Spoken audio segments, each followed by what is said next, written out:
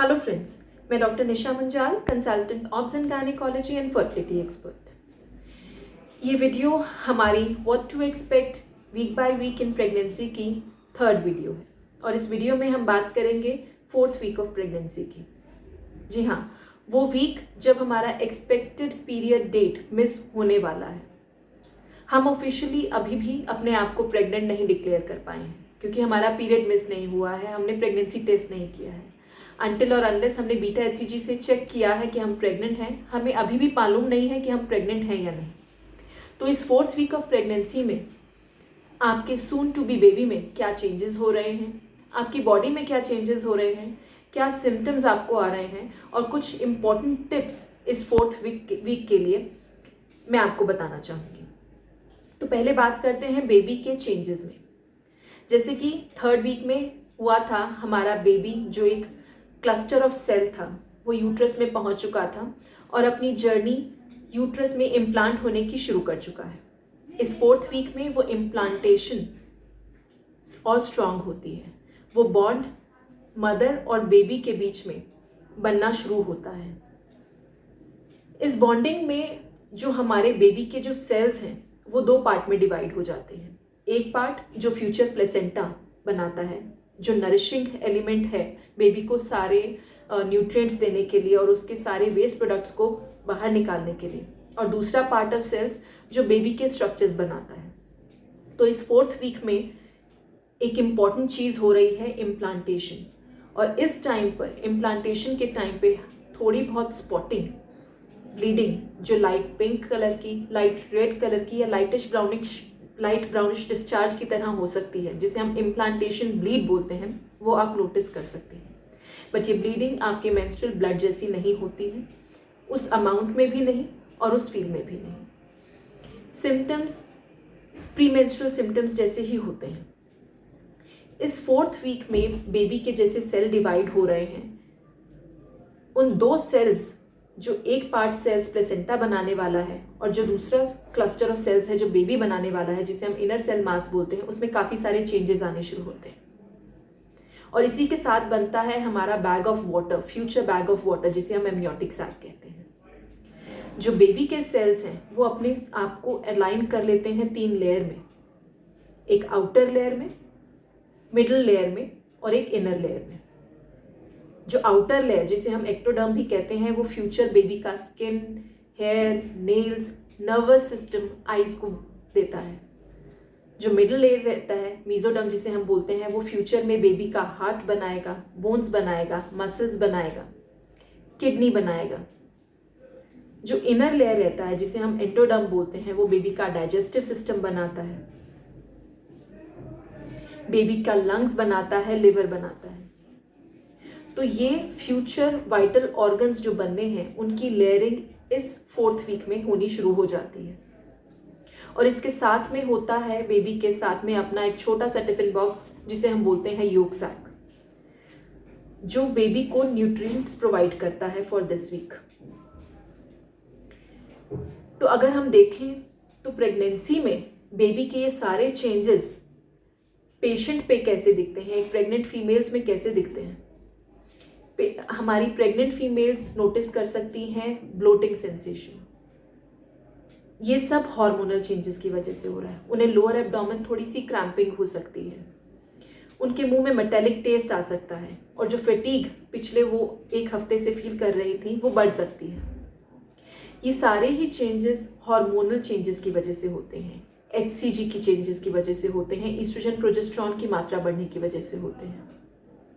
अगर इस टाइम पर अल्ट्रासाउंड कराया जाए किसी भी कारणवश, तो हम इसमें देख सकते हैं कि बेबी सिंगल है या ट्विंस हैं। As early as half way through या 4 वीक्स हम नंबर ऑफ GSAC काउंट करके ये कंफर्म कर सकते हैं कि प्रेगनेंसीज मल्टीपल तो नहीं है। इसमें बेबी की हार्ट बीट दिखना पॉसिबल नहीं रहता है, लेकिन हाँ, GSAC जो स्ट्रक्चर जिसको हम बोलते हैं जेस्टेशनल सैक, वो अल्ट्रासाउंड में दिख सकता है।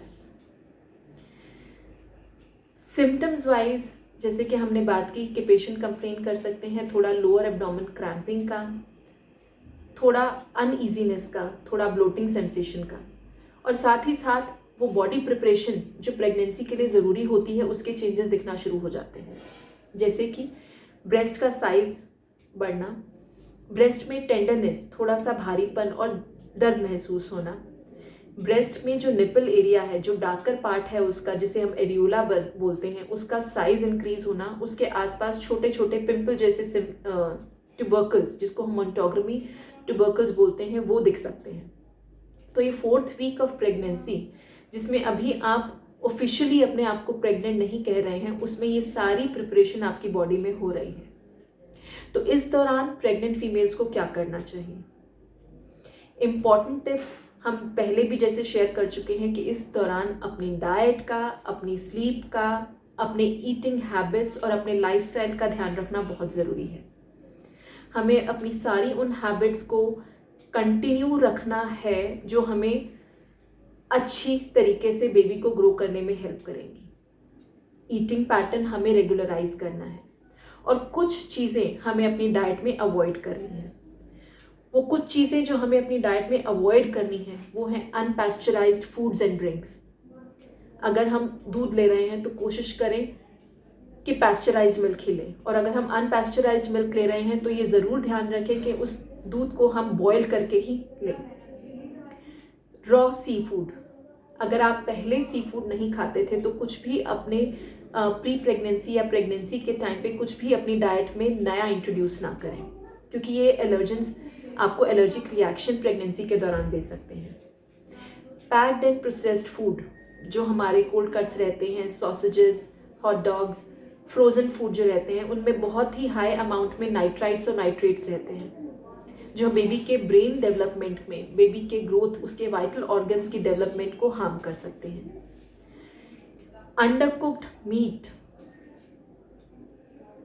अगर नॉनवेज आपने खाना है तो ये ध्यान रखें कि ये अच्छी तरीके से कुक्ड हो, क्योंकि अगर वो अंडर कुक्ड रहता है, थोड़ा कच्चा रहता है, तो उसमें सैल्मोनेला या इकोलाई का इन्फेक्शन होने के चांसेस रहते हैं। कुछ फिशेस होती हैं जिसमें मर्करी कंटेंट बहुत ज़्यादा होता है, तो हमें उससे भी अपनी डाइट में इंक्लूड नहीं करना है।